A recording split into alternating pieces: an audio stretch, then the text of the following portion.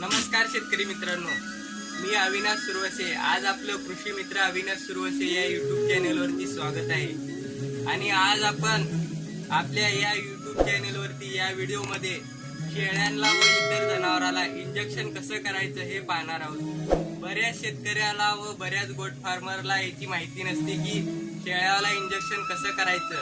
आणि ज्यावेळेस वर्षातून 3 लसीचा वेळ येतो आणि त्यावेळेस लसीकरण करायला डॉक्टर सांगतात, वेटरनरी डॉक्टर म्हणजे जनावरांचे डॉक्टर सांगतात की मेडिकल मधून औषध आणा, लस आणा, आम्ही इंजेक्शन करतो। आणि त्यांनी इंजेक्शन करायचे चार्जेस वेगळे घेतात आणि आपला त्यातून खर्च होतो। तर आज आपण इंजेक्शन कसं करायचं हे पाहणार आहोत। आणि बरेच शेतकरी असे आहेत की गोट फार्मर असे आहेत की ते इंजेक्शन कसं करायचं याच्यावरती त्यांचं प्रशिक्षण झालेलं असून देखील ते इंजेक्शन करत नाहीत, कारण त्यांचे हात थरथर कापतायत इंजेक्शन करताना।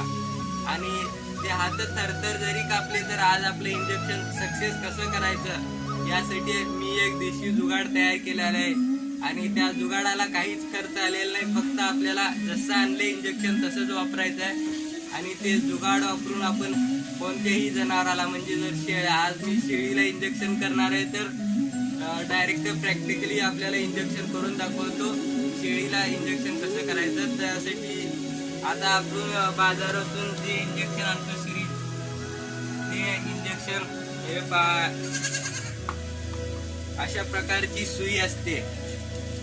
ही सुई जी आहे ते मी याच्यावरलं जे टोपण आहे ते सुई एक इंचापर्यंत उघडी राहील इथपर्यंत ठेवून त्याला वरचं जे टोपण आहे त्या टोपणाला कट केलेलं आहे, जेणेकरून आपण हे जे सिरीज आहे ते आपण या इंजेक्शनला बसवून जे काही औषध आहे ते ओढायचं। ओढून झाल्यानंतर आपण ज्यावेळेस शेळीला इंजेक्शन करतो त्यावेळेस फक्त सुई एवढीच आत जाईल, जेणेकरून बऱ्याच शेतकऱ्याला याची माहिती नसते की सुई कुठवर आत आपण कातड्यात घुसवायची असते, त्यासाठी त्यांचे हात थरथर कापत असतात। तर आता या जुगाडाने सुई जेवढी पाहिजे तेवढीच आपण आत घालू शकतो, म्हणजे त्याचा काहीही धोका होऊ शकत नाही जनावराला। तर मग आता आपण व्हिडिओला सुरुवात करूया इंजेक्शन कसं करायचं डायरेक्ट प्रॅक्टिकली।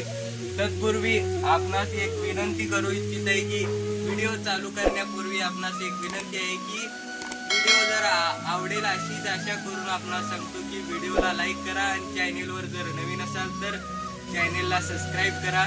आणि आपणास शेळी पालनात म्हणा व इतर सेंद्रिय शेती करताना काही समस्या आल्या तर त्या समस्या म्हणजेच आपल्या शंका कमेंट बॉक्समध्ये लिहून पाठवा, मी त्यावर एक नवीन सेपरेट व्हिडिओ बनवून आपल्या त्या शंकेचं समाधान करीन। आणि चला मग आता आपल्या व्हिडिओला सुरुवात करूया।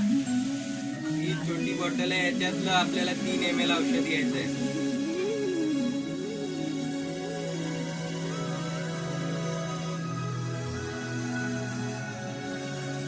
आपण या इंजेक्शन मध्ये 3 ml औषध घेतलेलं आहे। आणि याच्यात जे हवेचे बुडबुडे असतील ते आपल्याला इंजेक्शन दाबून काढून घ्यायचं आहे, जेणेकरून हवा आत राहू नये।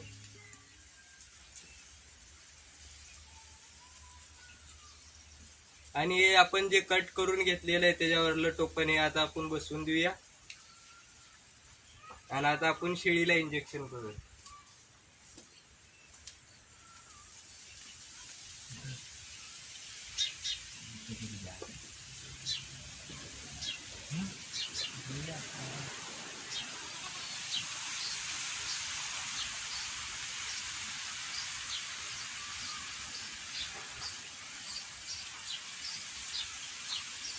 हे पहा आपलं इंजेक्शन झालेलं आहे आणि शेळीला देखील त्रास काही झालेला नाही आहे, म्हणजे आपण देखील सेफ आणि शेळी देखील सेफ राहिलेली आहे। हा जर देशी जुगाड आपणास आवडला असेल तर व्हिडिओला लाईक करा आणि चॅनेलला सबस्क्राईब करा। आणि अशाच प्रकारच्या नवनवीन व्हिडिओ पाहण्यासाठी आपल्या कृषी मित्र अविनाश सुरवसे या युट्यूब चॅनेलला सबस्क्राईब करा। धन्यवाद।